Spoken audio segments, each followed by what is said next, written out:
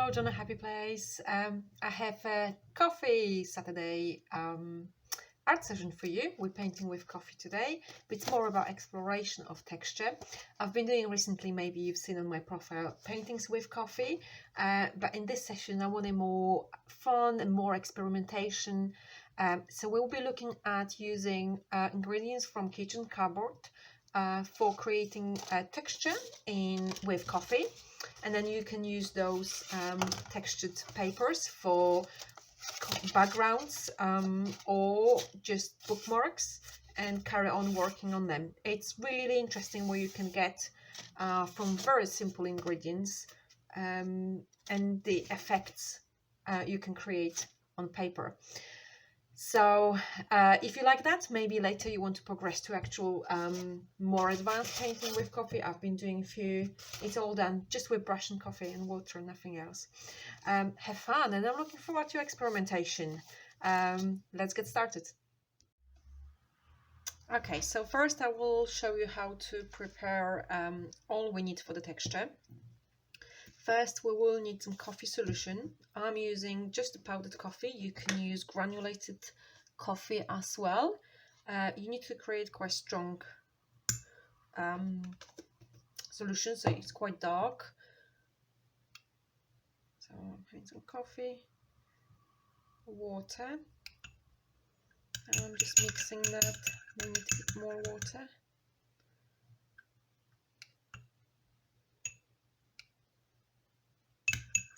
It's that kind of brown, really dark brown. You can also use for that part, for coffee solution, if you have coffee maker and you're not using instant coffee, very strong espresso coffee. Okay, so that's the solution. I'm actually thinking I may need more. I can make up more later, I just don't want it too light. So that's my coffee solution. We will be using this. We will be using salt for one of the examples, and this is very much inspired by my work with salt and watercolor, very similar effect. We'll also be using rice. Any rice will do. And I also have a bit of powdered coffee, not mixed with water. Okay, so there will be 3 different techniques. There are plenty of techniques you can find online, but let's start with something simple and let's have some creative fun. So the first one will be, let's start with salt. What I'm going to do, I'm going to apply plenty of the coffee solution first on my paper, maybe add in some places water if I want a bit lighter, and then sprinkle salt. This is very much like working with watercolor. The magic happens when you allow that dry fully naturally, so you unfortunately have to wait. There's no way you can speed that up. But I did a bit of, cheating because I have some of them dry already, so I'll show you what it looks like.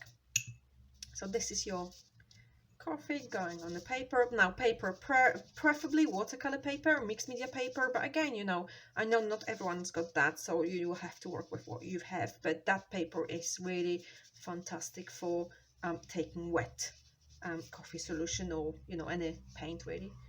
Right, so we have quite a lot of that, and let's just sprinkle. It's already creating pattern, you can probably see a bit, but the magic happens when it's naturally drying, because the salt will dissolve and create a lovely kind of snowy effect. I'm just adding a bit more, just splashing that, and experiment how much salt you want to, more or less. And when it's dry, you can, is this any salt left that didn't dissolve, what you can do, you can just remove it from the paper. Okay, so that needs to dry naturally, so I'm going to put that away. So that's your first one. Second, very similar, we're using rice. That gives you a bit different texture, it's a different shape, and it will absorb coffee to create different kind of patterns.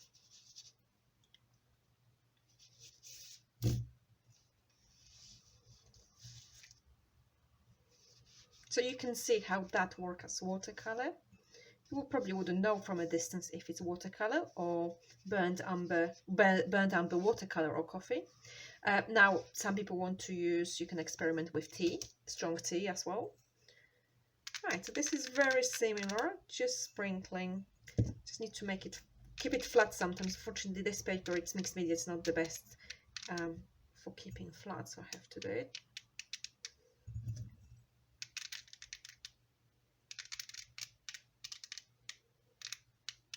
Okay, and that is going to dry naturally. I think I need more.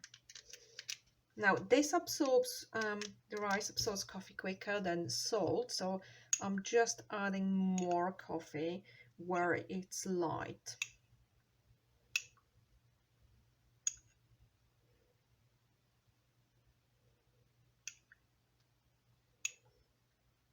That's it. Maybe even going with my brush between those.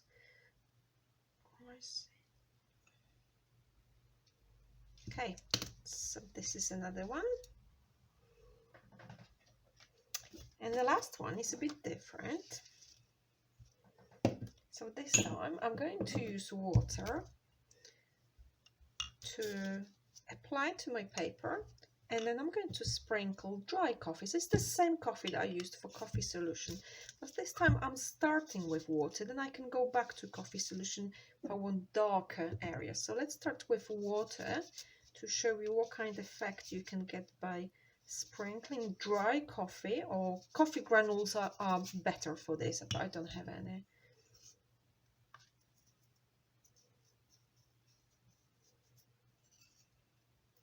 See, this is dissolving already. So let me show you that, just get closer to the camera. This is really lovely, soft, very soft effect. But as you know, as you wait longer, it starts blending more. But let's try what happens if instead of water, the same technique, I'm just using coffee solution as my instead of water. So this area will be darker, and let's do the same.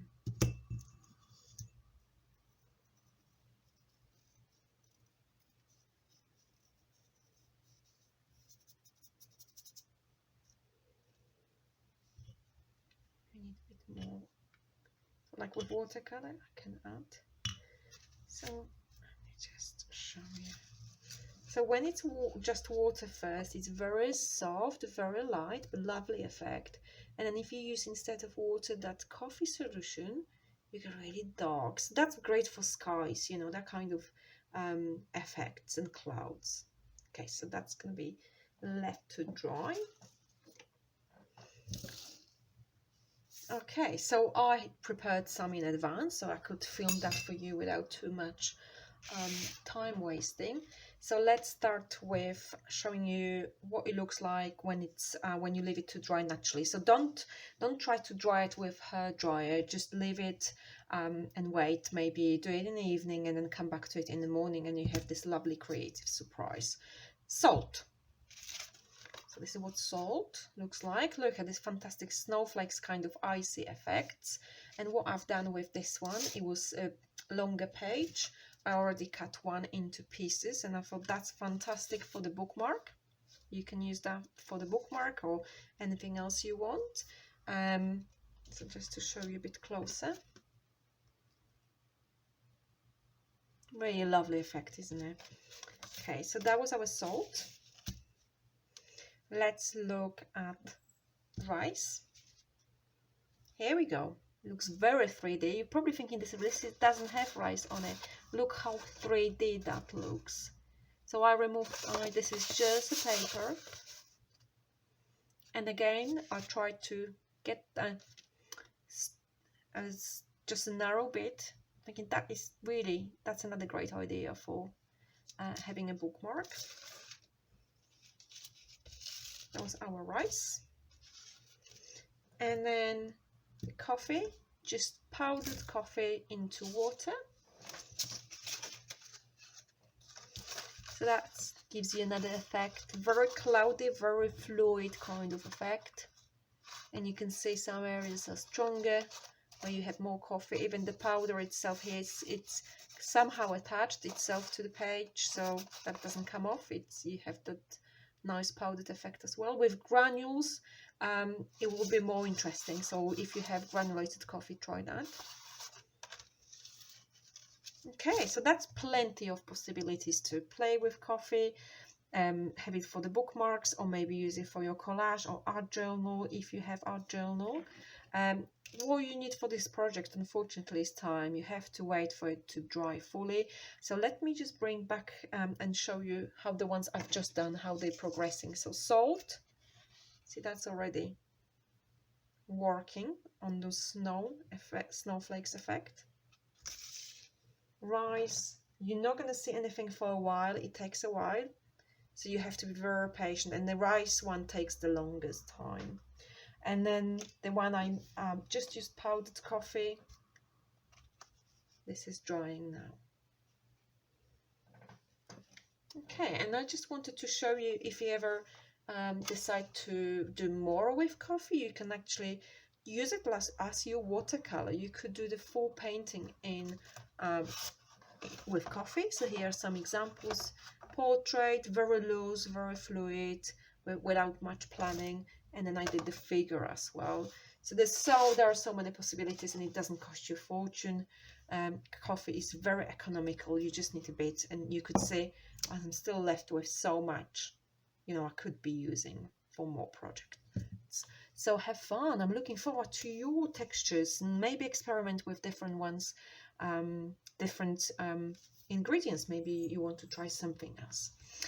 And I see you again. Bye bye.